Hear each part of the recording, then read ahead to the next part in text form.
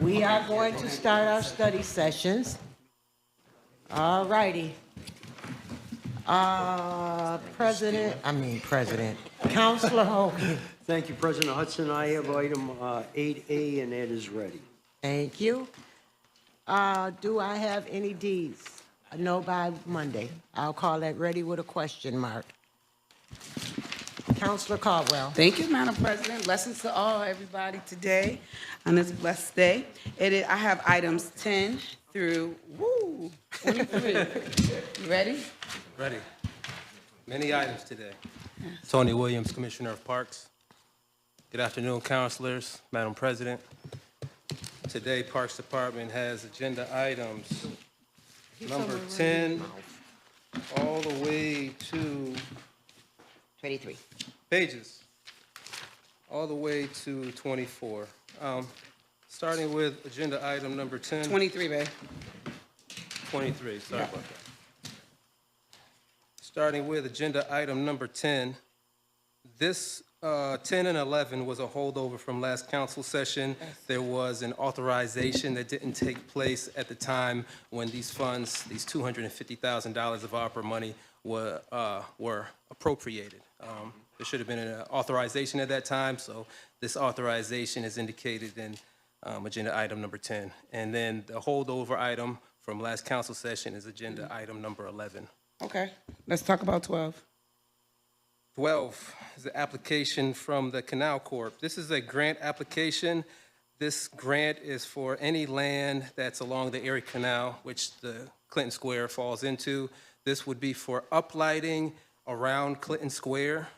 This would be LED uplighting, solar LED uplighting in various spots in Clinton Square. For example, uplighting for soldiers and sailors, and then throughout the rest of the footprint. This is a match, 50% match grant. And I guess I ask for any questions at this time. And this is with Kent, so is this part of the process that we're doing with creating better lighting, and we're just getting a little support? Ken's not here, is he? No. He's not here. I don't see Ken. He's not. But yes, that is it. And you said 50%. Yep, it's a 50% match. Okay. And is it going to be over this? So we see 24,000, but is it going to be over 24,000? No, not to exceed that. Okay. Sounds good. Any questions? Let's go. Perfect. Agenda item number 13 is a authorization to enter a grant agreement with the Connect Kids program through the New York State Department of Parks. This program is for New York State Parks. Essentially what it is, it's a reimbursement program for busing. So, you know, we want to send our kids to the New York State Parks to take place with programming from their educators. And what they have is a program called Connect Kids. We pay the upfront price for the busing, and then they do a full reimbursement to the amount of $80 per child. Absolutely. This is something that's been ongoing, so it's great. Any questions? I will add that we put not to exceed 30,000 only to cover any trips that we want to do in this calendar year. So it probably won't even come close to that, but that number is in there just to indicate, you know, all the trips for this season, so we don't have to return back to council each and every time. Absolutely. This is the same program that help our kids go to Hershey Park, right? No. No, this is different. Okay. No, this is part. That's something different. We allocate some of that money out of our budget. Okay, so that's Yeah. different. Okay. That's good. Okay. Next. Absolutely. Agenda item number 14, issuance of bonds. All right, number 14 and number 15 are for issuance of bonds for the greenhouse. These funds will be used for various improvements. For example, a new roof. Last time we had an estimate for a roof, it was $257,000, and that was just for materials. In addition to the roof, this will go for mechanical, electrical, plumbing, as well as additional tables to increase production capacity. Our goal for the greenhouse, councilors, is to open it back up to the public. I think it'd be nice, you know, for programming, schools be able to come in. So we're trying to bring it up to that standard. How old is the building commissioner? I'll have to get back to you on that. Okay. That's because I don't know if it's old enough to qualify for it. It is constructed between 1918 and So doesn't that qualify for historical stuff at all? Don't- I'm not quite sure if we've looked into that yet. Okay. That would be Or if it's already if it's historical already status. registered, like Right. National Registry or Right. or designated local. Yeah, and that's where I'm trying to go, right? Have we looked at the historical prospects of it and the, because I think there's certain requirement of funding that come with that. And with that, I'll let our planner, Josh, Okay. chime in on that question. go ahead, Josh, you can answer it. Councilors, good afternoon. The greenhouse, we have attempted to go for some our ARPA funding for it in the past, but unfortunately, because it's a historical property, it is on the National Register. It puts the review process way out of what is really possible. SHPO reviews take up to 18 months, sometimes 2 years. So this is a local funding so that we can actually get the most needed repairs done to the greenhouse, which is the roof and the environmental control system. Any other questions I can answer on the? If the historical part of it is pursued, wouldn't that, what, all the remodeling we're doing, wouldn't that put them in question too or not? Yeah, it's The already a historical building, but there would be outside funding for it, but again, the review process is just very long. Okay. So So, we're not even considering that at all? No, we were considering it before with the ARPA funding, but the state wanted to make more comment than probably what we had in our capacity. So are the materials in kind? Nope, this funding is for all materials, labor, it'll be a publicly bid project. So when I say in kind, I mean, is it like the same material so that it doesn't disturb the historic nature of the There are going to building? be some changes. We have had the historic preservationist comment on, what's actually allowed and what's not allowed. The material that's on the roof right now they don't even make it anymore, and it's not original. It was actually installed in the 1970s when a lot of the glass was broken. So we're looking to upgrade it to a modern greenhouse system, at least for the roof. So with the with it being historic, did any of the preservation individuals recommend trying to get as close to what it was originally? Yeah, I'm glad versus you just asked getting that. something. Yeah, part of this scope of work actually includes some updates to the outside facade to reactivate that historical context, to rebuild some of those windows, to resecure a lot of it. So we are looking for not just the roof, but the facade to be treated and to be updated. Were you done, Joe? I'm sorry, I kind of took over your question. The portion of the property that has like trees inside but outside, are those like potted trees or are they like they grow out of the ground? What is that? We've removed all of that. That's all Okay, because I was going to ask, successional is overgrowth. that affecting any of the roof at all? That had a major impact on the roof. That was one of the big reasons why part of the roof has failed. Any other questions, counselors? Okay, next, thank you. I appreciate it, Councilor Caldwell. One question for you, Commissioner. When we look at the authorization, the prompt is a project in the capital plan. It says 800 yes, 200 no, and it mentions partial using $200,000 from the municipal dog shelter. Can you give me a little bit more information on that note? Was that for the same agenda item, Counselor? Yes, sir. No, No? where are you? What 14, schedule are you 15? looking at? Yeah. Yeah. 1415, so it's the next agenda item, 1415. I'm on Not- 1415. I don't okay. see that. I see Yeah. that indicated for the next agenda item 16. Is that what we're talking about, Counselor? I don't think we got into 16. Oh, it is 16. Yeah, you're ahead of Getting it. ahead, yeah. Go ahead, you can talk about 16 now. Okay. No more questions on 1415. No. Moving on to 16. No, it's $1 million for the Unlock a Greenhouse Improvement Initiative. Well, I see 16 into 15. I don't see that reflected on my document. I see 14, It's on there. 15. We're talking $1 million. Yeah, I see what he's talking about. I see number 16 as a bond ordinance for 3. No, I think it's talking about 15. 15. It's 15. It's 15. Yeah, just talking about the CIP form, the CIP. Yeah, partially using 200,000 from the municipal dog shelter.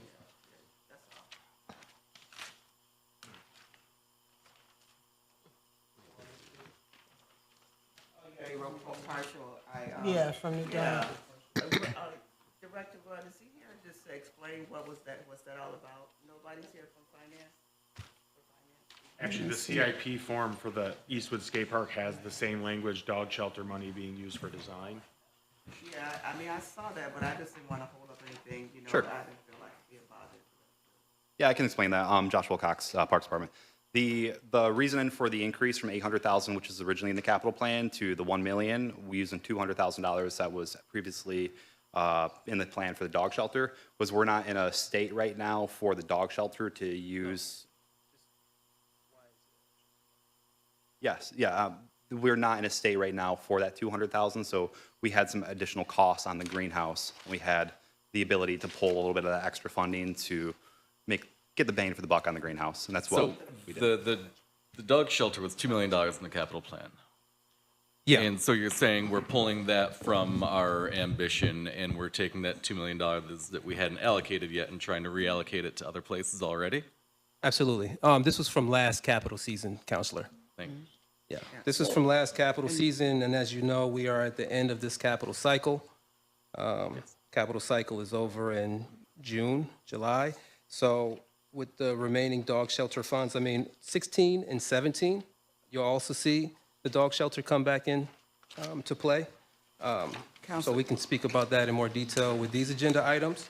Currently, after all these allocations are approved, if they are approved, there will be $500,000 left for the dog shelter. So what are we doing with, so why is the dog shelter just Xed out? What's the plan here? Dog shelter is not Xed out. We're currently looking for property for the dog shelter so we can build a new location. These funds for the dog shelter were allocated from the Last year? Last So we're year. just trying to move money over, to use it because it was already allocated. And that's what Absolutely. it is. It was already allocated. We're at the end of this capital cycle, so we're trying to utilize it now. And Counselor, when we get the bond ordinance, what's in the bond ordinance where the money is going to be used for only? So we normally would have that in the supplemental where you can really see that it's just going for the project here. So one thing that I mentioned before, sorry, Monto, really quick, and I think that would be for all departments You know, when we that get don't even make it in a book that we know what is coming, that's not just for you. If we know if it's coming from ARP or whatever, so that we'll have understanding where the money is coming from. I mentioned it before, because it's really difficult to know where it's coming from. And thank you, Corey, for pulling that out. Yeah. Thank you. So Commissioner, the dog shelter was 2 million in last capital improvement. This year it's down to 1 million. Are you saying now we're down to 500,000 for that project? Well, currently, right total? now, if all these are approved, we'll be down to 500,000 from the dog shelter money that was allocated last capital cycle Because we didn't use it. because we didn't use it. But there is still $500,000 left to get us into a property, should we identify one within the next 2 months. You have anything in mind? Well, we do have 2 tentative properties currently that are still tentative. We meet every 2 weeks. Parks, engineering, planning, MBD, and now Councilor Monto is on that group as well. We also have shelter providers from the community also on that call, and we do have 2 tentative properties right now. Any- Yeah, I think it's important to know. Any other questions? Okay. You go next. Move on to 16 and 17. 16 and 17 is another bond ordinance, $350,000, and also an authorization for $350,000 for capital improvements, and this would be in conjunction for vehicles and equipment replacement. The vehicles and equipment in question are indicated on Schedule A on the appendix of this legislation letter. I'm prepared to answer any questions. Could you just send us over what you're replacing? Absolutely. I can get into more detail, yeah. I will say every vehicle is over 10 years old, but as far as what we're replacing in mileage, I can get those to you before Right, Monday. that's what I need. I want to see the mileage. Absolutely. I was trying to get that before this session, but it didn't connect, so I will have that to you before Monday. Okay, any questions? 18. Moving on to agenda item number 18, This is actually something we would like to hold. There's an update we want to make to this master plan, the draft, before we send it out. And we also learned that we can't use bonded funds for this, so we would like to identify a different funding source for that. Commissioner, you guys, it was sent back that you couldn't use bond, and you guys decided to bring it from cash capital, so it's not written for a bond. It's written. Oh, you changed it to cash capital. Yeah, so a new letter did come, so. Oh, I you would still love for want- this to proceed because we're trying to get this complete before the end of the year. So this would be great that this agenda item is updated and currently on here. The only thing I suggest is that I wanted to get back in touch with the holiday and everything was kind of conflicting with time, was to present the plan to the counselor, you know, some type of plan that you guys have with this project here. Absolutely, I would love the counselors to be involved. So what did you suggest? Normally, when a master plan is a request for authorization, the plan is kind of like attached to it. Okay, You know, so if you can provide a plan so that, so they can like actually look at it, that would be good. very fair. Is that all right, counselors? Okay, And the chair definitely would like to know. absolutely. Okay. Thank you. Thank you. Should I move on to the agenda item? Where are we 18. at? What was that, 18? Nope, 19. 19, all right. So this- are you holding it, or are you just gonna just, If it's all right with you, I'd love to let it go through, only because this is time sensitive. We're trying to get this Yeah, going, you so can- I can just get you provide guys the plan, yeah, the we could- draft and send it to Okay. everyone. Agenda item 19, bond ordinance, and this is for Huntington Park. This is for the second phase of the skate park over there. Commissioner, that's 200,000 from Senator May, correct? Yep. So is the 250 enough to do the whole thing, to do what needs to be done? He's would not to expand. Actually, this is, currently, we are right under 250, so this would be with a contingency built in, 200,000 from Senator May. This is supplemental funds to cover the rest of the project. 19 and 20, okay. Thank you. Right, moving on to agenda item number 21. This is just a regular pull from our Trails and Amenities Improvement capital line, not to exceed $25,000. Various repairs, all indicated in Schedule A on the appendix, but they're just various repairs, water fountain, et cetera, decorative bollards, masonry repairs. This is just regular general maintenance. Commissioner, are these focused in any particular area? Not specifically, Counselor, but if you would like specifics, I can get that to you. We are talking about drinking fountains, a couple bollards, but I guess that would be good to know. Would you like to know that on the front end or after it's complete? On the front. Front end. We should know in the front. Absolutely. I can get that information to you before Monday's session. Thank you. Thanks. Okay, item number, any other questions on that? Item number 22, please. Item number 22 is a waiver of residency. This one, we have two waivers of residency. This one is for our youth programs. Last year was the first time this waiver was submitted to council, and that was so for our parks summer programming, we can utilize district coaches for our sports programming that do live outside of the city. I will report back to you since that first time that waiver was passed last year, we were able to utilize a basketball coach from the district and a volleyball coach from the district. From this waiver, those individuals lived outside the district. So this is something that I would like to put forth because having the coaches, giving them the autonomy to be able to coach our programs during the summer, they already know the kids, right? The kids are We familiar created with them. legislation on this last year, so Yeah, it I was a remember push, you were in on this. push through because through our summer programs, we have a hard time retaining staff as well for swimming and for some of our parks. We do not want to have to use outside, but if they're teachers that are a part of our kids that we're serving, we want to make sure that our kids have an opportunity to have a wonderful summer. So, but district, city employees get first option. It's only when there's no other option that happens. So, yes, I think everyone's aware of this one. Absolutely, and I feel the same way about staying inside the city. The next agenda item, which would be agenda item 23, I believe. Where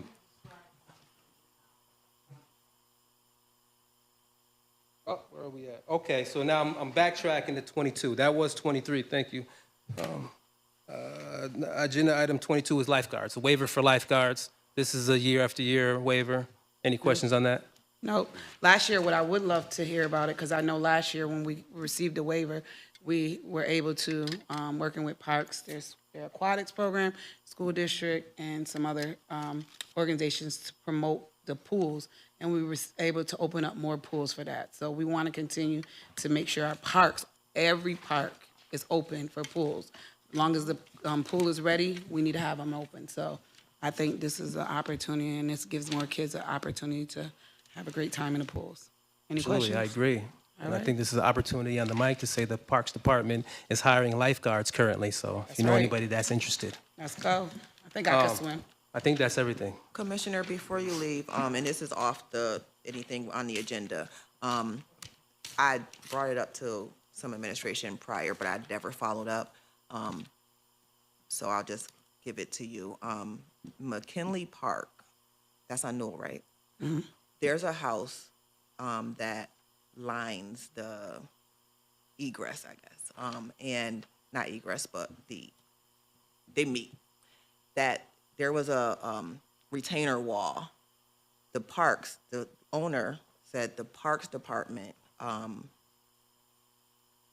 owned the trees on the side of the retainer wall. They got so large that they destroyed the retainer wall, and his driveway is threatened to fall. And the Parks Department came through, they cut the trees back, but they just put a fence around it. If you could take a look at that, I'll get the information for you. Yeah, if you could send that to me in an email, I would definitely look into it, Counselor. All set? Thank Don't you. forget to send my dollar off. I won't. Thank you. Thank you. Thank you, Madam President. We're ready. Councilor Majok. Thank you, Madam President. Chief, we have item 24 and 25. Good afternoon, councilors. Item 24 is an agreement with Teleserve, also known as New Era Technology. What this is for is we have an antiquated phone system at the Public Safety Building, and they're the only company at past end of life being held together with duct tape and paper clips. This is the only company that can fix this equipment, has agreed to fix this equipment. We do have in our budget a new phone system paid for, but we're waiting for, and we're working with City IT currently to get us, the police department, up to speed with Microsoft Office 365. Phones can't be installed until, the new phones can't be installed until we get the 365 project done, which is currently being worked on. Any questions? So it's in case our phones break in the meantime. I have a question, Chief. So this is in the building where we're currently located, right? Yes. What happens, so when it's not a lot of money, but will the new building, if so, possibly all this will be available in the new building? So this is not only the public safety building, but it's also Erie East, it's our entire phone system. Okay. So when we get the new system, like I said, it's budgeted for. When we get 365, we'll just be able to take all that with us when we go to the new building. Thank you. You're welcome. Item 24 is payment to All Times Promotional Products. No, 25. 25, I'm sorry. 25 is a payment to All Times Promotional Products. It's detailed in the invoice on behalf of the police department. The finance department's unable to make the payment of the open invoice without prior authorization. So this is trinkets that we have that the chief's office gives out, and there was miscommunication at the police department, and this isn't the way we like to do business. It's been a long time since I've been here for this, but there was a cross communications, and it got ordered from, this company was given the go-ahead. In the meantime, county purchasing found a price that was cheaper by some $294, and they did it. So we wound up with double the stuff that we will be able to use eventually, but we can't pay the one invoice without a waiver. And let me ask you this question, because I see it was Spin Maker, and I'm sure that there's other companies around, which the county found one. So do you RFP this, or you just go with whoever? So the way that it's supposed to work is that for an item of this cost is we'll just get one quote. Spinnaker's over on West Tennessee Street. and then submit it through the budgeting process, and the county will go out and look for 3 quotes. So Unless it's on we- state contract, which this isn't. So we have to have better communication, because now we're paying double bills. There was definitely a miscommunication on this. The employee thought that we should go ahead and order it, meant that we were go ahead and order it now, so that's what happened. We put a system in place, chief, so this doesn't happen again. Counselor, this is like the worst thing for me to come up here and bow before you and make, admit my mistakes, that we try everything we can to not let this happen. Okay, so, all right. So double check with each other before you move forward. So if the county's gonna move, then maybe you need to talk to the county before you move forward with your order. I agree, because I don't like coming before you. I know it, And you know we It's a don't burn like your you saddle, coming ma'am. after the fact, right? So, I had a question. any other question? Yeah. On 24, like during the repair process, like, is there any concern of like major disruption at all? So we have had some problems with the phone system, but we're kind of stuck with this until we get the new phone system in place. This company has enough spare parts laying around. They've been able to fix any issues that we have had. Okay, so this is just a repair, and there This is is just a new repair in system case gonna be something coming. breaks, And that correct. was what we Yep. agreed on a couple weeks ago. Okay, Yeah, and they're very good. If something goes down, they're right in right away to help us fix it. okay. Other questions? Chief, it's different from the items. The Chihuahua situation? So I can talk to you afterwards. I got, our dog people think that there might be I something thought you more said going. Chihuahua. There might be something more going on down there, because there's another Chihuahua down there as well, but I got a couple pictures I can show you afterwards. Okay, all right. There might be something else more deeper going on. Okay. It's a vicious Chihuahua. Right. I'm gonna shut my mouth. Okay, you all set, Counselor? All righty. Counselor Paniagua. Good afternoon, everybody. I have item number 26. It's an extension, a one-year extension to the Alera Group. Thank you, Right? Council. Rick Elsevier, Director of Human Resources.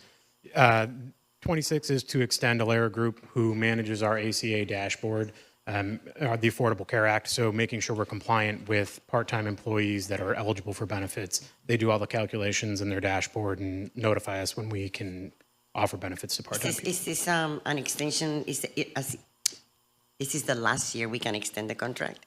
Or are we continuing to do that for how many years? So the plan right now is this will be the last year, because This- Oracle the will last be year. able to handle it for us come fall. Okay. So, Any questions? yeah, we extended it last year, but Oracle will replace the need of this. We'll have our own dashboard in Oracle. And you're happy with the services? And Yes. Yep. You say this is for part-timers? Yeah, so all of our part-time, according to the Affordable Care Act, if you work a certain amount of hours, you're eligible for benefits. So they do all the calculations for us and notify us when people become eligible to participate in our benefits. So, thank you. Thank you, Counselor Madam President. Gathers. Thank you, Madam President. I have items 27 through 39. Good afternoon, councilors. Mary Robison, city engineer. Item 27 through 29 is related to the West Genesee Street project between Salina Street and City Line. We've have some additional sidewalk work needed at driveways within this corridor that don't meet current ADA, so we went back to SMTC and asked for an extra $500,000. So we're getting 80% reimbursement and 15% Marchicelli for a local share of $25,000. So this work will be completed this construction season, as well as the punch list work and other unfinished work that wasn't completed last fall. And then we'll be done, right? We will be done. Was this not included in the original plan to make sure everything was ADA compliant? Excuse me? Was it not included in the beginning to make sure everything was ADA compliant? Funding was an issue. Funding, okay. Mary, you just give me a heads up on what particular driveways, addresses, and all. Will do. Any questions on these? Thank you. Item 30 through 32 is a new TIP project, the Regional Transportation Center and Regional Market Area Mobility Improvement Projects. This is to improve pedestrian and bicycle access within this project area. We're initiating an agreement with New York State DOT, a bond ordinance and authorization for the preliminary design phase for a total cost not to exceed $312,000. This is only 80% reimbursable, President Hudson, because it doesn't involve vehicles. It's pedestrian and bike. They don't Bikes or fund. Huh? Bikes or vehicles? They're not cars. For some reason, Marchicelli applies to cars. So is this project going to improve residents on the north side to get to the regional market, those who do not Yes. have it?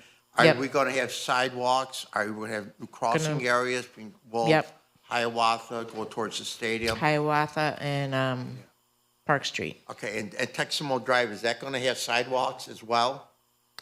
Well, Because- we're going to develop what these improvements will be during the preliminary design phase. The project's based on a study that SMTC did in 2020. And there was a lot of public input as part of that study. So we're implementing a project as a result of that study that was done, and additional public input will be obtained during the preliminary design phase. I can't tell you exactly where the improvements are going to be. Right. But it's to improve pedestrian, bicycle So many mobility. do not have access to vehicles. They go to the regional market.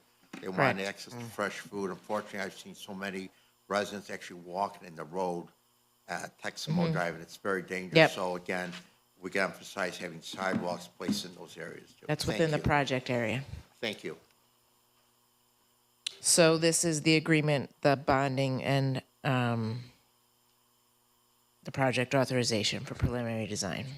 And project's just being initiated, construction isn't funded until '26. Any other questions? All right. And my last item is 33, which is an agreement with CHA Consulting for the Erie Boulevard East paving project from Almond Street to Beach Street. And it's the preliminary design phase that we're authorizing for a cost not to exceed $239,000. So exactly what are they doing? I'm sorry. So this project, right now, we only have funding for the design phase. So basically, DOT, as part of the 81 project, is doing improvements, milling and paving to Erie Boulevard. And we are going, but they're not completely redoing this area. So we're going to fill in what they don't do in terms of sidewalks and milling and paving. So we're using our own. It's tip funded.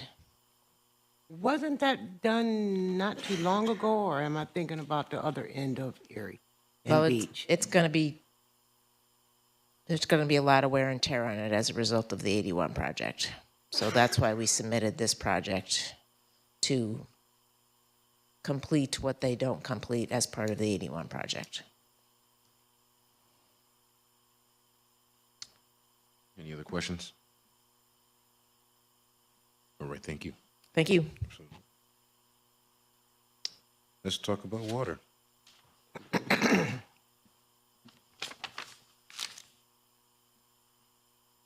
afternoon, Joe Awald, Water Commissioner. Item 34 is for revised items to purchase our capital equipment. We would like to revise, instead of buying a lowboy dump truck, want to purchase a dump truck and some additional equipment, and revising from purchasing a skid steer to an SUV. Any questions? No additional cost, just swapping out some items that are in need. Any questions?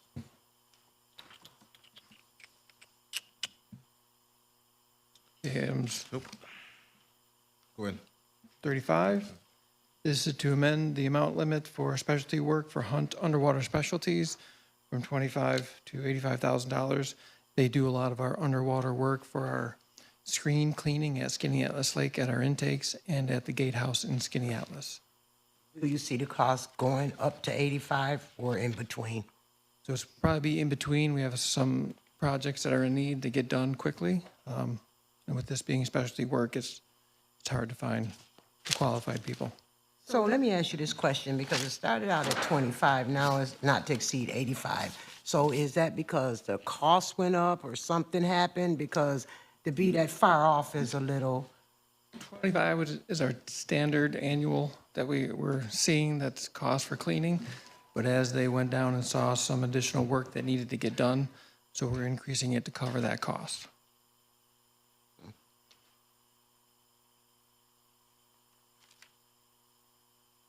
Can we, if the price does set to increase, can we at least get something on, on paper or email or something like that, just to let us know what's going on with it? You have to give you a Absolutely. scope of what they got to do is for some of the Correct. repairs that need to be done. Sure. Yes.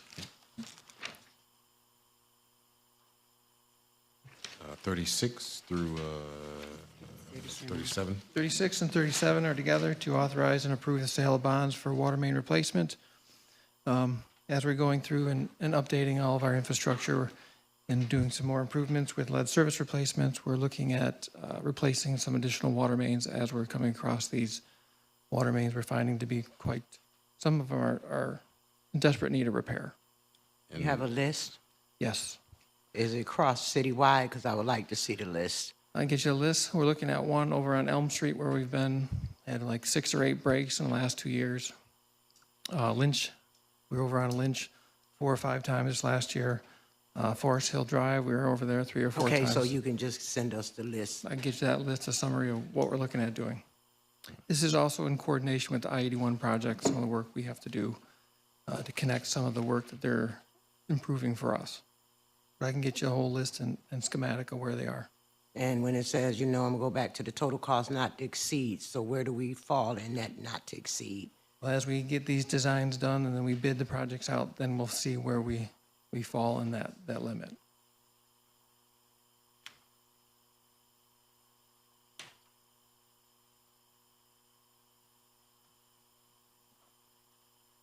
All right. Before you go any further, I want to go back to 35. And you said the underwater routine maintenance, is this a yearly thing? Or is this, do you have to do it every year? Or? Yes, we have to maintain our crib intakes in Skinny Atlas Lake and also the screens in the Skinny Atlas Lake Gatehouse. Every year, periodically, actually twice a year, we go through and clean those screens. And as we go down there, the divers see that there may be some additional work we have to amend with our infrastructure. What was the cost last year? For the cleaning, Yeah. it's typically around $25,000. About $25,000.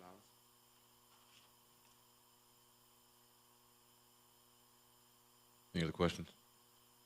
All right, 38 and 39. 3839 is authorize and approve the sale of bonds for our pump station replacement project. As, like I said, our infrastructure's old and we're replacing them piece by piece. This is one of the last pump stations we're going to need to be doing for, there's only one other one beyond this one, which is Guilford Pump Station. The last one we really have to look at is Comstock, but that'll be in the future. But this is for authorize and approve the sale of bonds for construction of a new pump station. I have a question. Yes. Sort of off, but it's on, so just bear with Sure. me. So with the water department, and putting new pipes, Mountain View, Homer Wheaton, that's the real name of it, Park, they have some money that was from Dave Valesky, so that was a long time ago, right? To do some yep. repairs, right? Am I correct? And put in, like a concession stand. With the piping in that ground, I was informed that they couldn't build like a real session with a bathroom. So when kids play baseball, it's a field, they can go to a bathroom. Can you look into that for me? Sure. To see? Go ahead. We were also looking into that last week about the viability of, tapping into some plumbing for sewer. Oh, we're on the same page. I just Good. asked. Thank you. Thank you. If you could look into that instead of us putting a portable one, I really am against I'll that. coordinate with the Parks Commissioner and Yes, figure out what we see need to do. we can do to put something. Can do. in there. Okay, thank you. And I have one quick question. You said this was the last one besides Comstock. Now, I'm gonna get the names wrong because we have a lot of different pump stations and reservoirs and whatever. I think the last one we had a conversation about, was it Morningside or was it, Morningside Reservoir? Yeah. Yes. And that's the one that's only running with one tank? Correct. So when do we start moving to get all of the tanks up? Because we've been talking about this for some Yes. years, Yep, and so we're wrapping up the last components of that after we, took a few of the pipes out of service, lined a section of the pipes. We had to cut into the floor of the tank. And with the colder weather, some of the curing took a little bit longer. So as updated yesterday by our contractor, that the curing has been completed, and they're going to be filling the tanks. We're going to be disinfecting and filling the tanks probably this week. Okay, so all 3 tanks are going back online. Correct. That's the last part of the project. After we pull all of the equipment out, we're going to take care of the roadway at the final, work our way out of that site. Any other questions? Thank you, Madam President. Oh, sorry. Pump station, Commissioner, we've been replacing pump station for a while. Yes, we have about 9 So how, total. how many? About 9. 9 total. And Correct. how many have we replaced? So we just finished Brighton Pump Station. We just bid out Brookford and Westminster. H.W. Smith is relatively new, so we don't need to replace that one, along with Winkworth Pump Station's relatively new, doing some modifications to that one. So we are going to be doing Guilford and then Comstock coming up. But 2 are left. Yep. Okay, what's the life? Life expectancy? Yeah. With good maintenance, you can get a pump station to last 20 or 30 to 50 years. So in Morningside, we good for the next 50 years. That's what I'm hoping. Morningside's good for the next 50 years. I mean, Morningside's built in 1930. It was 1930, technology and equipment, but. Yeah, but we done replaced all that to the tune So of a couple $1 million. But the tanks itself are like the original tanks. So the only thing at Morningside was the roof, and we haven't really done much. There's not much equipment there to replace. It's the pump station where it's all mechanical equipment. That a lot of those pump stations were put in the 40s and 50s and 60s that are now reaching their end of life. And then I'm gonna let it go. Just one quick question. So putting Morningside back up, is that gonna give a better water flow to the university area and all of those areas? Is it gonna be a better water flow? So it doesn't impact water flow, but it just impacts storage capability, which will impact the university area plus the intermediate high zone, which is, where the Mosley pump station that we're looking at doing later in the year to replace along near Henniger and all that. Since we are on the topic of water, what Yes. about pipes? Are the main, where are we improving the main intakes pipes and? You just talked about So the distribution piping in the city, that's what we're looking at going after. I think with that, Madam President, I'll be all set. All right, thank you. Was you sleeping? Somewhere. You was sleeping. You was way somewhere. Oh, somewhere. Yeah, okay, we finna move on. All right, I'll follow up later. Okay, Council Nave. President, thank you, Madam President. I ask with regret to table this resolution. Okay, Yeah, thank you. all righty. Councilor Hogan.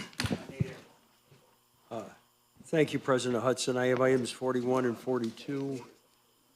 I think Mr. Dishaw is here for the special permit. Jake, is this for the, to support the housing project that they're doing right behind the Gear Building? I imagine the parking spaces are. It's for, I'll explain Ryan it. Benz? Yeah, that Yeah. one. Yep. Good afternoon, Council. Jake Dishaw, Deputy Commissioner of Code Enforcement and Zoning Administration.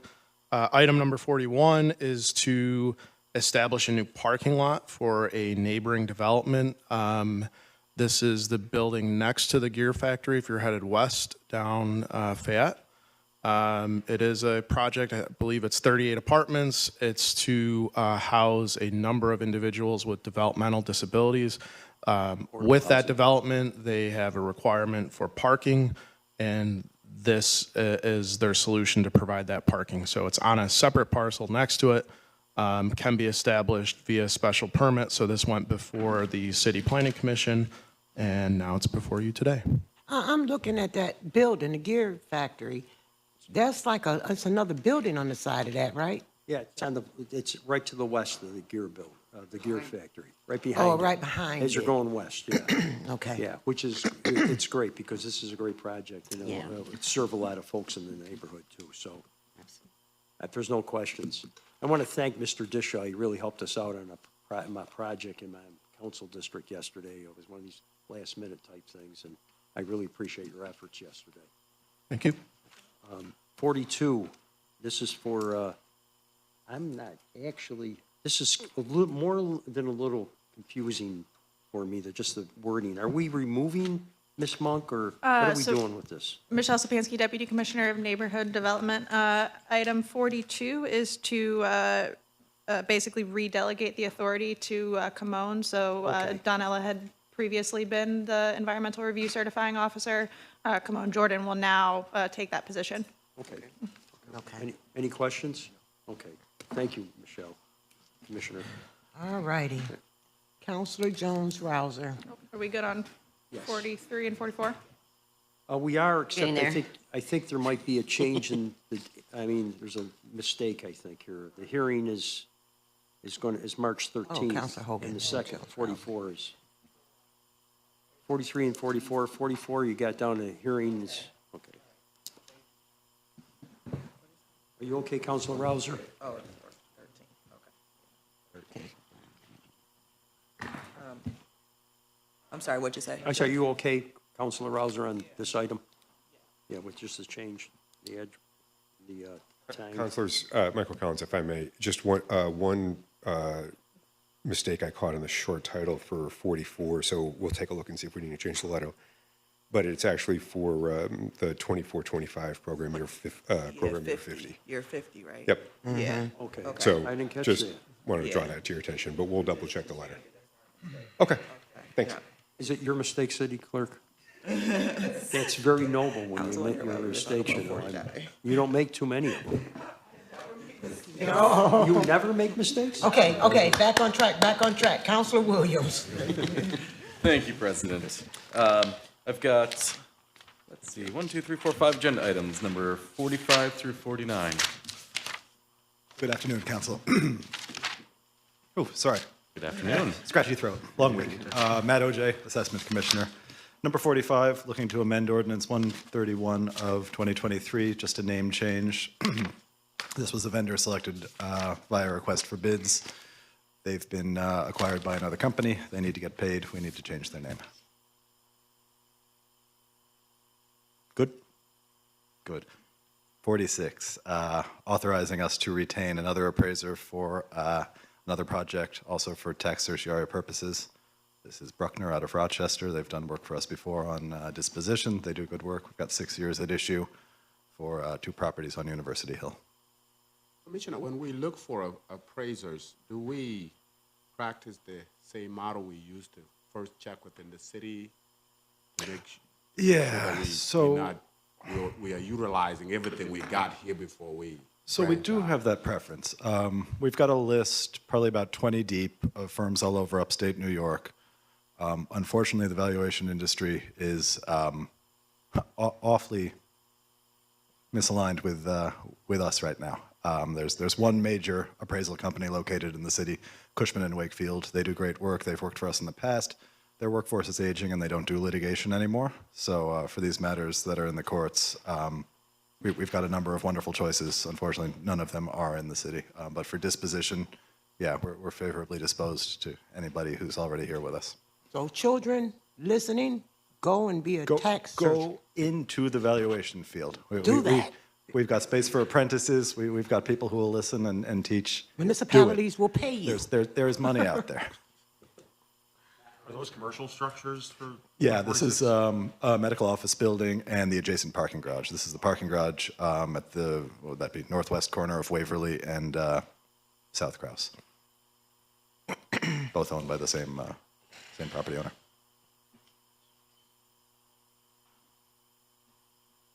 '47, also mine. 2 roll corrections, little error in the short title here. Neither is a board up cleanup, but we've got 112 and 200 Kenwick and Listman. There's an error placed on the oiling charge this past year. Listman's a paper street, so these property owners shouldn't have been charged for an oiling charge on a street that doesn't exist on the ground. 200 South Geddes is the gear factory. There's an error in the sewer units charged for that building this past roll year. So we'd also like to get council authorization to set that right.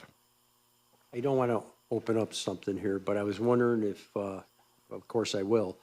Corey, have we sort of taken care of that issue with people who replace sidewalks and are still getting charged with a fee before they weren't informed? The ones that already replaced them? Afternoon, Counselor. Corey Driscoll Dunham, Chief Operating Officer. So I believe if it's already on the tax bills, the only way to remove it would be through legislation. Okay, so we have a situation, colleagues, that counselors, that people who weren't informed about the sidewalk program, like they Weren't we're totally unaware, because we were depending on a contractor, or in some case, one of our superintendents to inform them about the sidewalk program. And instead had their sidewalks put in before they were aware of the municipal sidewalk program, and they should not have to pay for the fee. They elected to replace their sidewalk unaware that a municipal sidewalk program existed and that they would be subject to the municipal sidewalk fee. I like the way you put it, because it's sort of like. But, this is in part why we kept the municipal sidewalk fee, we think, at a relatively reasonable rate so that people could, but yes, if somebody elects to replace their sidewalk, you'd have to introduce legislation to remove it from they've already been billed for it. I mean, and it has been on the tax bills since the program was introduced 2.5 years ago. So, we certainly fielded question at that point from folks in 2021, I think, when it appeared on tax bills of what the program was. But if the council would like 2.5 years later to. So I'll work, counselors, I'll work with Mr. OJ. There's 2 properties that this happened to, and I'll introduce them. So 2, are there any more? Well, I imagine there are. There are, I think my stance would be awareness of a program doesn't if you're not aware that a program exists, that doesn't necessarily exempt you from the fee. We have had people who have I hear replaced what you're their- saying, but you can't. So then, I'm not arguing, introduce the legislation. I'm just saying, I didn't know I wasn't supposed to park there, so we'll waive your parking, But ticket. this was a new program. I didn't know I was supposed to not park across a driveway. I didn't know I wasn't supposed to. Corey, like when we ask a question and it seems like every time we ask you a question, you never just say, okay, let's figure it out for the taxpayers, right? There's something I take people issue with just that, don't but know. okay. It's not a shoe, it's a fact. No, I take issue with that I'm never driven towards a solution. I don't know that that's true. The last time I talked to you, you were very disrespectful and rude. You apologized to me outside. So what I'm saying to you. I didn't apologize for being disrespectful. I apologize for a miscommunication. No, you did. You said, I'm sorry. I did not. Okay, mean to talk to you. so we need to just fix that. let's figure out. So then introduce the legislation and fix it. That's fine with me. Okay. Thank you. So I have a question regarding that. I thought, and maybe I have to go back and look at it further, but I thought that when it was brought up for adoption at the time, that if someone had done it theirself, that they would be able to get I think it was 5 or 7 years discount or Yes. free. If they had done the work 10 years prior to, or if they had done the work before the program went into effect, then we waived the fee for 10 years. So once the program is in effect, people should not be doing their sidewalks. If they want to do their sidewalk, they can, but they might also face the $60 municipal sidewalk fee. I thought it still. Yeah, so it was only retroactively for folks. So Corey, I think it started at 20 to 40 to 60, right? So we are at the 60 now? I think we're at the 60 now, and then in We are at July it 60. would go to 80.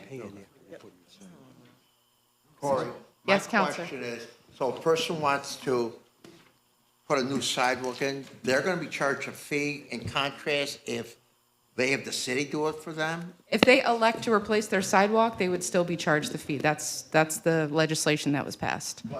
And if the city does it, is there a fee? No. Yes, they would still be charged the sidewalk fee. They are just not also paying for the construction of the sidewalk.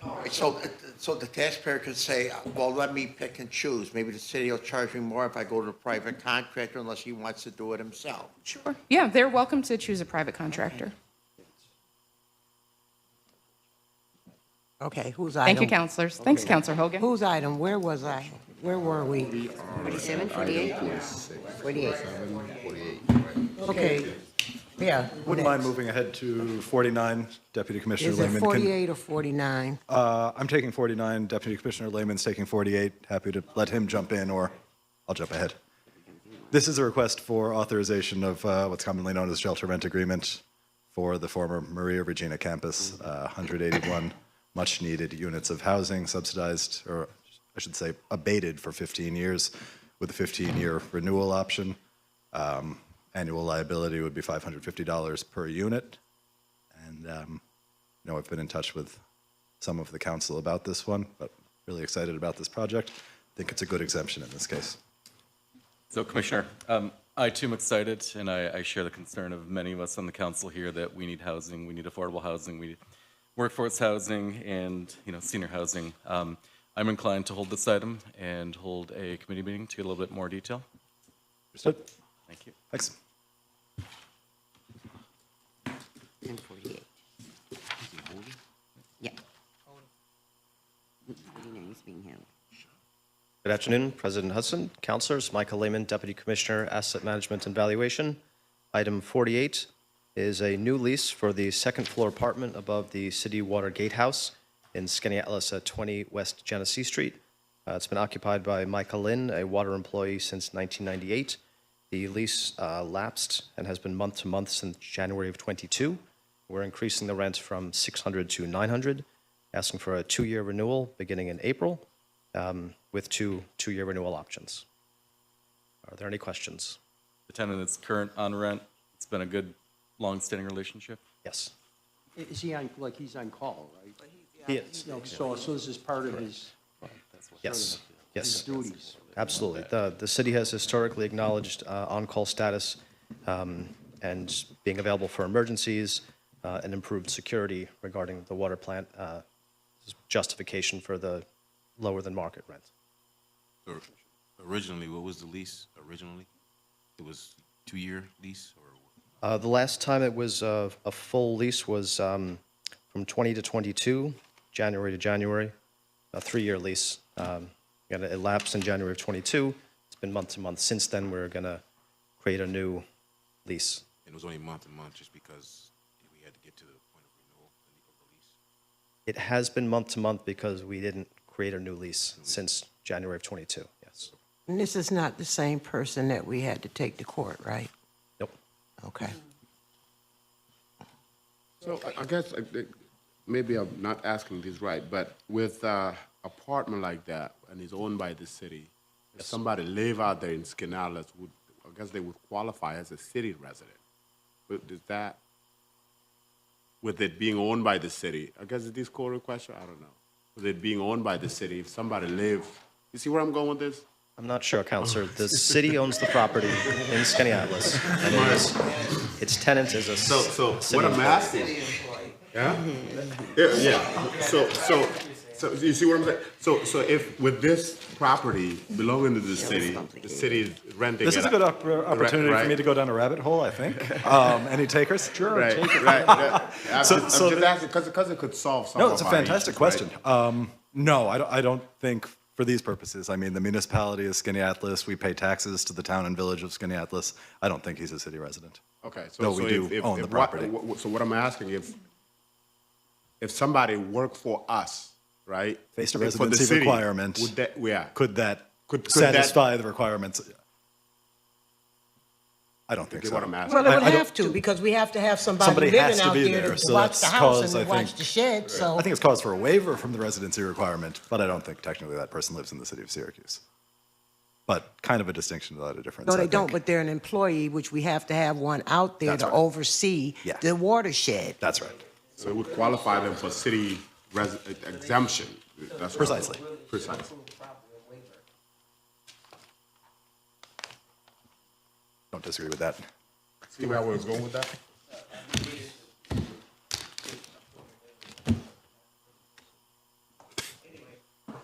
Can I answer any other questions? Thank you, councilors. Don't. All right, here we go. Counselor Jones-Rouser. Thank you, Madam President. I have items 50 through 55. Come on, how's it going? Good afternoon, Councilors. Kimon Jordan, Director of Housing and Neighborhood Planning. So I have item 50. This is a request to accept $10,000 from New Jersey Community Capital. They selected 5 cities across the East Coast to receive the $10,000 in celebration of Black History Month and supporting Dr. Martin Luther King's legacy. We would like to have those funds go toward Proud Places. Any questions? What is Proud Places? Sure. So it's an initiative that was launched by the Department of Neighborhood and Business Development last fall, understanding that this falls under the Mayor's Resurgent Neighborhood Initiative. So through R&I, when we first marketed it, it included building infill housing development, but we understand that to strengthen neighborhoods, you need more than new housing construction. You also need resident buy-in. You need them to feel like they have the capacity to care for and have the resources that they need to support and grow their neighborhood. But you also need buy-in from different city departments, so understanding what role code enforcement and DPW and SPD can play in revitalizing a neighborhood. So what we did was we selected Butternut from Lodi up to Carbon, and Councilor Nave has been an attendee in a lot of our meetings, but that is our focus area for this project. We've been meeting with residents. We held an adopt-a-block cleanup in the fall and a service provider's block party. And residents have been meeting throughout the winter to plan 2 events, one for the spring and one for the summer, but just to build resident capacity to improve their neighborhood.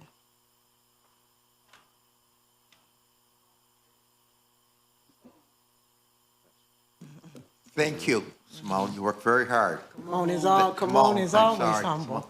Simone. Thank you. Of course. Thanks for attending. Thank you. Thank you. And then just before Kimon leaves, I want to draw our attention to the email she sent us regarding the first tranche of properties will be back season. Yeah, please If you take a know look. If you know anybody, you know, and you want to intercede because there's a time limit, we won't be able to pull properties off Once the they go agenda. on. So, And thank you. And I know that Jennifer Tiff is coming up, but I want to go back for a minute. I want to go back to 48, and that's you, Michael, right? Because the question came up about residency. So I do believe that most people at this table, they're correct, that we need to get a waiver for this particular property. President, maybe we could talk offline with this right here and see in this particular case. Because we have to have somebody out Yeah, there. in this particular case, can we put something in legislation, but maybe we can talk offline Okay. before Monday. All right. Thank you. All right, Miss Jennifer.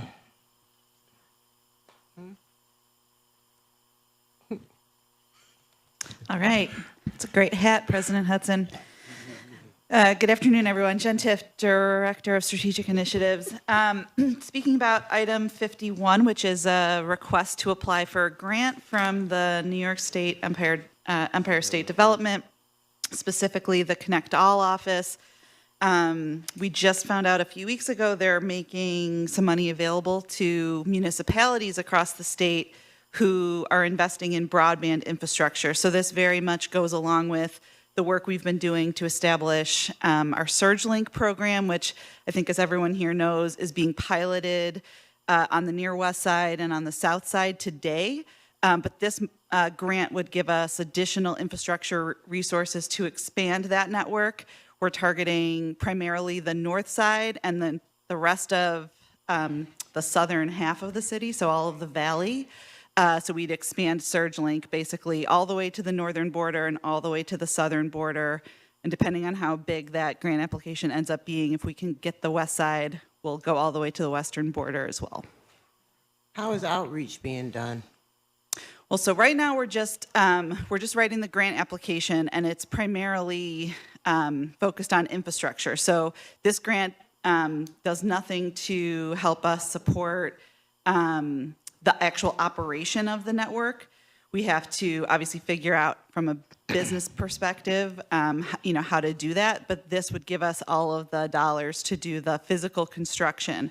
The state is trying to incentivize communities to invest in more fiber, which we didn't do initially when we, implemented the SurgeLink pilot. So we've been renting the fiber, which is the backhaul for that network. This would include a direct investment in fiber, which would serve as backhaul for our broadband network. How has the outreach been going? SurgeLink. Oh, for SurgeLink, yeah. So the existing program, I think we're just at about 550 residents, which is right on track. I think we're set to hit the 2,500 mark by next fall, which was the goal. And we're working very closely with Syracuse Housing Authority. A lot of their buildings are already connected, but we're still connecting some additional ones. Obviously, we're really trying to look at both the larger MDUs, but then also the single family, two family, smaller structures. And I have a question, two-part. So one is with the broadband as well as the outreach with the computer program that you are. Can we get some data on like who actually was a part of the program? Yeah. Moving, like on that process for the with CDB grant, and I think we also gave up some general fund money. Yeah. And the other part with the broadband, I had a constituent ask me, which was a good question, is once this is implemented, how are we going to sustain that it doesn't go crazy like high fee, right? Yeah. Because if they're going to be, throughout the city and we're promoting it, this is free, but eventually there's going to be a fee to this. Like, how do we cap it? What Right. does that look like? Yeah, we should maybe consider having a committee meeting, and I'll work with the clerk's office. It's been a little interesting, right? Because when we first brought the pilot to you all, it was, being ARPA funded. I think it was under the Finance Committee purview. This is, obviously assigned, for today's meeting to, our Neighborhood Preservation Committee. Really, a program like this probably crosses multiple committees, so we'll figure out which committees are involved for the purposes of having a committee meeting. But we'd love to give you all an update on, where the current program sits. And hopefully, if we're successful with this grant, we'll be able to expand it much farther and wider, much sooner than we otherwise would. But I think you're absolutely right. And I thank you all again for, authorizing that resolution at your last meeting to really encourage our federal partners to reauthorize funding for the federal subsidy program, the Affordable Connectivity Program. That is what allows us right now to provide SurgeLink connectivity for free. But once that federal subsidy goes away, which, unfortunately it is looking like it's going to expire in April, then there will not be that federal discount applied for SurgeLink service. So, and that's true for Spectrum and for Verizon, for other operators that serve And you know city what? residents. And I hear you, because I was going to ask that question. Spectrum and Verizon, they're their own animal, but the city of Syracuse, They are their have own a animal. constraint that we Right. have to deal with. Right. So I'm looking where you're saying we're going to get the 30,000 for the fiber optic, right? So what happens when we start installing that and the maintenance of it, and how are we going to keep up with it? I mean, we're going to be responsible for that fiber optic. Right. So, we have to, obviously propose the ongoing operating model to the state when we submit the grant application. Essentially, I think the plan is to, maintain that network, much like we're maintaining, the SurgeLink infrastructure today, which doesn't include that fiber piece per se. It really comes out of, sort of the service fee structure that exists. Now, because the city, or in this case, really the state, would be making the direct investment initially, Then the city's going to be on the hook to keep up the maintenance. right, the operator takes on the responsibility ultimately to maintain the service, and to provide the service, to the customers. Not for free, right? Well, no, so not for free, but we're already basically, I think the easiest way to describe it from my layman's perspective is, because we're making the investment in the infrastructure versus a private entity, right? We are already heavily subsidizing the cost of the service because they don't have to make that upfront capital investment to provide the service. So we would be providing, this service through, our proposal would be to provide it in concert with the existing service provider that we work with on SurgeLink as the initial provider. The great thing about once we own this infrastructure, we can frankly then share it, rent it out to other providers. Really, I think what's behind this program that the state's making available now is the acknowledgement that what drives up the cost of internet in a lot of our cities and in our rural areas is a single provider. We have a monopoly type of a situation in a lot of our smaller cities and in our rural areas. That, of course, does not enable a free market for these services, which, the more providers you can provide, in theory, right, it keeps the costs low. So they're trying to incentivize cities to make direct investments in this infrastructure and then make that infrastructure available to other providers. And I think what this is, I love it, but I'm really concerned because constituents think it's going to be free, right? So they got this whole, I got free Wi-Fi, and that's about to change, right? So we're selling them something that's not going to be, and that's, we're putting a lot of money into this, right? And we don't. So I think we have a lot more work to do to market and communicate the realities of providing the service. Right now we've got for our existing service the ability through our ARPA funding to offer a local subsidy when the federal subsidy goes away. So, we're talking about being able to provide internet at $10 a month, high-speed internet at $10 a month, which is going to be significantly cheaper than what they're going to be able to get through a commercial provider that they would otherwise have the option, if they want home internet.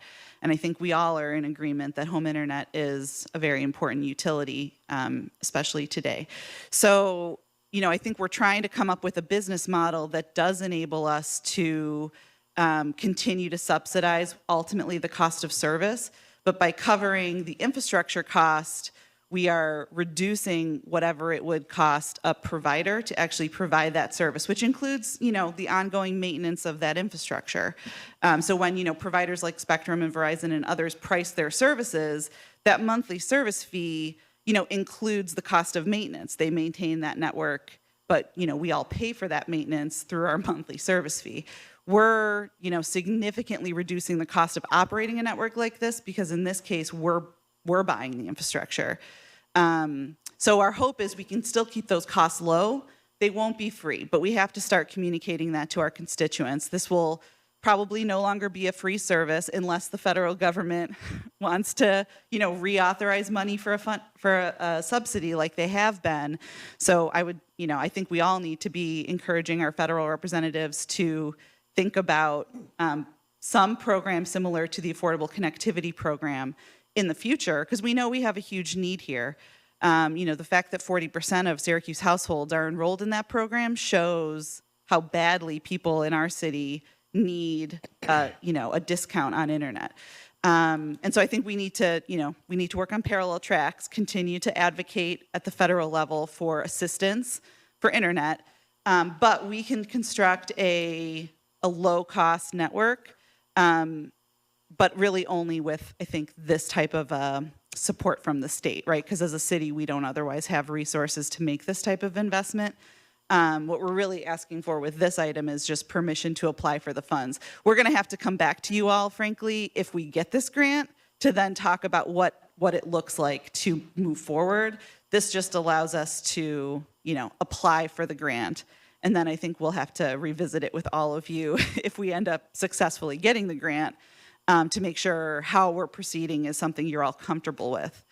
I think more informational, Jen, because I'm going to go back to what Councilor Caldwell said, because all the programs, going back to what Corey said as well, we have a lot of different little pieces in our city that we need to start communicating this through. Yeah. Because we need to do it through internet, we need to do it through the local little media. We need to make sure everybody hears these messages so we don't get caught in this catch-22 where people say, well, I didn't hear about it. Because there's a lot of free advertisement or marketing or whatever you want to call it that we can do to get information to the community. Yeah, no, I agree. I think we're going to be talking internally just about, maybe talking with some members of the media. I think, it's been surprising to me, frankly, how little our local media has advertised the fact that this federal program that, 25,000 of our households take advantage of, is potentially going away. So I do think we all need to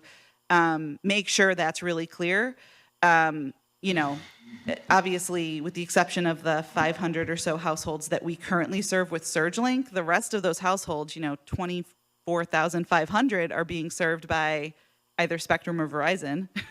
And their costs are going to increase starting in May unless We shouldn't just depend on the local media because we know how that works out. Oh, sure. So we Yeah, need to no. start doing some of our own outreach and Yep. talking about it. Yeah, we've been talking, Ruthnie and Greg and myself and others have been talking about doing more. Obviously, we can do some publicity on our social media. We can do a lot, via email. But I think we need to your point, President the local Hudson. agencies. Yeah, We should reach out to talk them as to well. some of the service agencies. I think we need to do a round at TNT meetings and with some of our other neighborhood When these based people organizations. think they've been blindsided, we're the ones that Yeah. get the calls. So it needs Sure. to be more No, information. I think you're right. It's an interesting, situation that a lot of people are going to be facing because a lot of the providers, when people signed up for this service over the last 2 years, they actually opted into potential increases. So I think people are going to,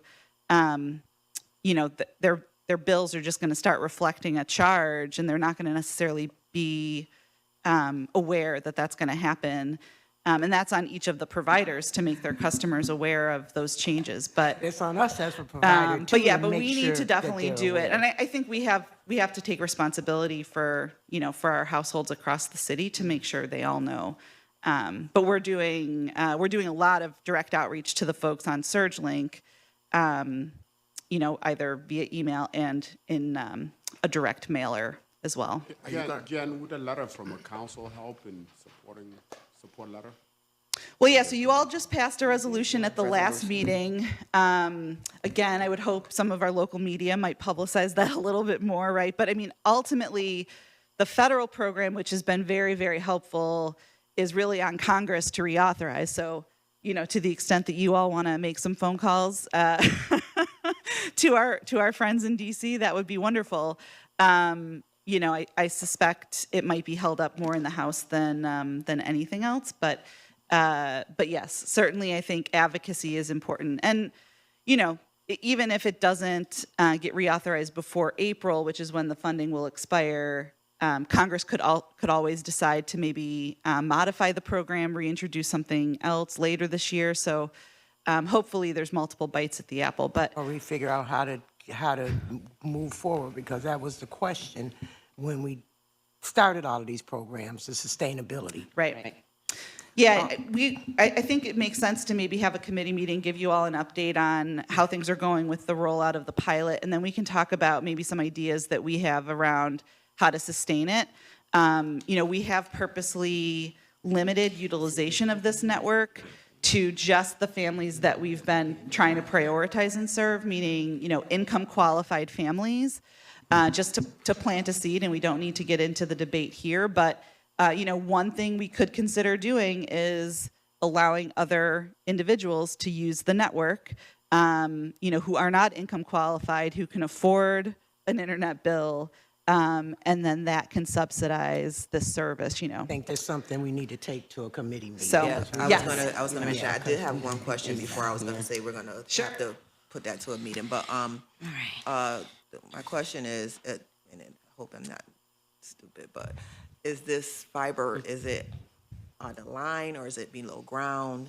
And how does that, if it's below ground, how does that affect like some of the streets that have already been? Yeah. So it'll probably be a mix, frankly. We're working with some engineers right now to do some designs. I think as you get out into the neighborhoods, it will very likely be aerial, because that's typically how fiber is strung today by, all the other folks that have fiber. I think where fiber is mostly underground here in Syracuse is in like the downtown area. Once you get out into the extremities, the fiber that is used by all of our ISPs today is typically in the air. So I would suspect we would take a similar approach. But we can get you more information about, kind of what that would look like. Have it ready for the committee meeting I Very just good. wanted to address one question to Corp Counsel. Joe, with the application and agreements, do they, if we are awarded, do they, the administration have to come back to the council if they're using the money for the purpose of the agreement? Because it is an agreement inside that application.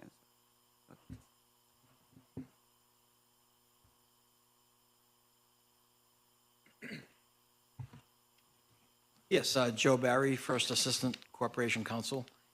So with many of these applications, the ordinance authorizes the mayor to enter into the agreement and expend the funds on that specific project. But this is a $30 million grant, which will probably require city bonding to implement. Most of these grants are reimbursable, so the city has to spend the money and then apply for the reimbursement. So to implement something on the scale, I would imagine it would have to come back to the council for that interim financing and implementation. Okay. Yeah, I'm good. Put you on the left. I don't think it's appropriate for me to ask questions.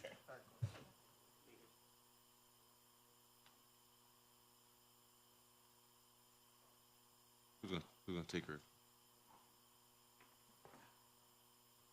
I had a question. Is this going to be on par with national regular cable system? Is it going to be a lesser quality or equal quality that we have a charter? I mean, The infrastructure? the quality of this broadband network. Yeah, so I mean, the broadband network is going to be on par with other, kind of broadband solutions that are, operating today. So this is not, to be clear, we're not talking about fiber to every single home. Right. We're talking about fiber to support the operations of a network. Home service is still largely going to be provided throughout the city as a fixed wireless solution. Okay. But, just like with a lot of the internet service being provided today by Verizon, for example, is fixed wireless. So that's not, whether it's 5G or another type of wireless technology. And we've been seeing in our SurgeLink rollout to date, pretty high rates of speed and bandwidth for the network. So the performance of the network, it really can rival other options that would be out there in terms of speeds. We have to, for this, they're requiring the ability to provide a minimum of 100 download and 100 upload, which is a very a high rate of internet connectivity. I would suggest that maybe we have a committee meeting after we obtain the grant, rather than go through it before just the application. I already got that. So Okay, thank you. we'll wish Jen Godspeed on getting the grant.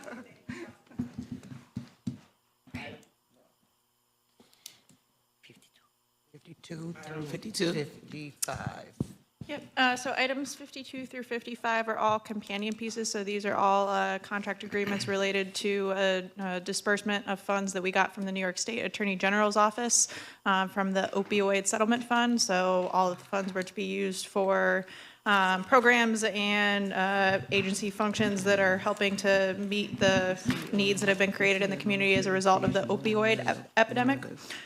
So these particular funds are for a 2-year allocation for programming. We did an RFP, which Council President Hudson and Councilor Hogan participated in. Each individual item is specific to the program at hand for that 2-year period.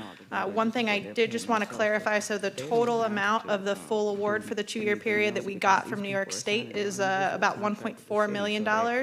Of that, 7.5% of that total umbrella amount across the 4 contracts is for administrative costs that reimbursable to the city for the staff time that we are spending helping to administer the subrecipients of the grant. So it's not 100 and some thousand for each of the 4 contracts. It's 106,000 total for the 2-year period. And Michelle, you're right. Councilor Hogan and I both said on that, but I'm looking because I got questions from my colleagues about this.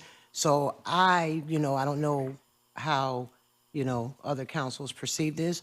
But I think that within the next week, we probably should have a committee meeting to talk about this. Sure. Happy to do that. Also happy if it's helpful to give a brief overview of some of the program descriptions now, or if you just want to make it a committee meeting. I think we should just do the Okay. committee meeting and talk Sure. about it and talk about the fees and talk about the programming and all of that stuff. Yep. I have a question just to put it on the radar. I know you did an RFP, but was there a reason why we didn't sustain some of this for our community centers? Because we know our opiate drugs is looser in our young people, right? And it's really, so was there any kind of support that could have been done within our system? So there was particular qualifications within the RFP as far as the service providers that were performing services. There was nothing that would have precluded a given service provider from implementing a partnership with a community center to be doing services. But I think of the proposals that came in, the committee felt that these all were meeting the highest needs. Obviously, we know that there's many needs as it pertains to dealing with the opioid epidemic, but really where we're seeing a lot of additional challenges is in relation to need for more street outreach, need for diverting calls that would otherwise be going through 911, wanting to make sure that people are getting connected with the appropriate behavioral health services and within treatment resources. So this was just kind of where combination of the committee and the agencies themselves felt like the funds could be best put to use. I'll get with Councilor Rouser and have her set up a committee meeting. And I'm just going to say this again, and I know we're talking about opiate, but we got spike out there as well, which is just as big of a problem as opiates. Yeah. Good. Thank you. All righty, Councilor Montos. President Hudson, I have 56, 57, and 58. 56 and 57 go together, advertising a public hearing and authorizing the renaming of a portion of the Inner Harbor. 58 is a resolution to appoint Linda Betts to the Citizens Review Board for the 5th District. Anybody has any questions? No. Thank you. Thank you, Councilor Manto, for naming. Thank you. Initiating this. I said thank you for initiating this. Oh, I probably should say a little bit more about that, but I will do that next time. Okay. All righty, and We've with been here a that, long time. and with that, I need a motion to adjourn. So moved. Second? Second. All in favor? Aye. Meeting adjourned. I start talking now.